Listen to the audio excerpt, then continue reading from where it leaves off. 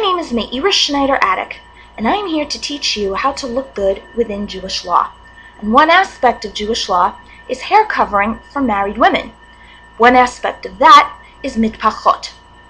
Mitpachot are so versatile and they are so much fun, and it really pays to play around and try new things with them. This is the result of me playing around. Now, I had already demonstrated the crown tie, but one of the things I love about the crown tie is that it works really well as a base for more elaborate things. This is what I like to call the stacked crown. Now, what I did was I did a high ponytail towards the top of my head because I don't want anything to slip back. Now, you don't have to do that if you don't want to, but either way, you want your hair up, obviously. Then I took an oblong 2-in-1 from Rapunzel, and I tied it at the base of my neck with the side ends hanging even. Then, for this first aspect of it, I took a commercial oblong scarf, not as long or wide as the regular hair covering, but this is really more to add the decorative touch. Drape it around your neck, underneath the base scarf. Crisscross the two ends up on top, and then bring them back down to the bottom and tie them. Then you take the ends of the base scarf and you again bring them back up and crisscross them so that at least the commercial scarf is still peeking out from under those layers. Bring it back down and tie.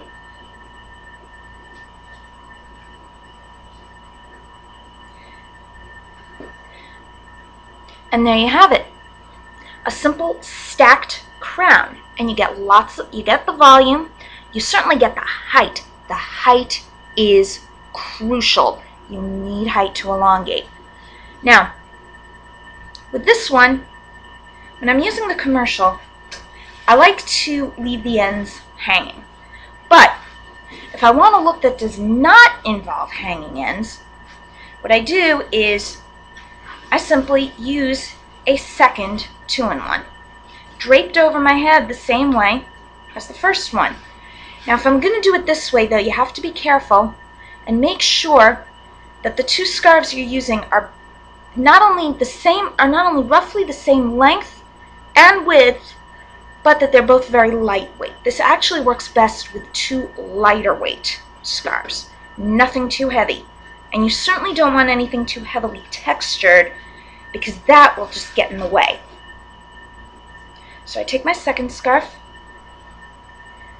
and I tie it the same way that I did the first one. Now I take my hanging side ends and I start by draping the first scarf. Make sure that just a little bit of the second scarf peeks out a little.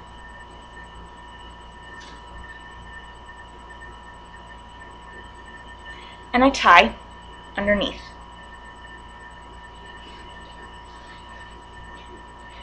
Next, I take the second scarf and I bring it back up again, and again I crisscross it, again making sure that these crisscrossed ends are peeking out, because I still want to get that layered look. And I tie them again. Then I just take all the ends and I tuck them in. Honestly, I prefer it when the ends are tucked in, because I find that that gives a much cleaner look. Now, as you can see, again, I've got the volume, I've got the height, which I need very badly, which just about everybody needs. And as you can see, it gives me a really nice variation, and I get the second color. Looks great.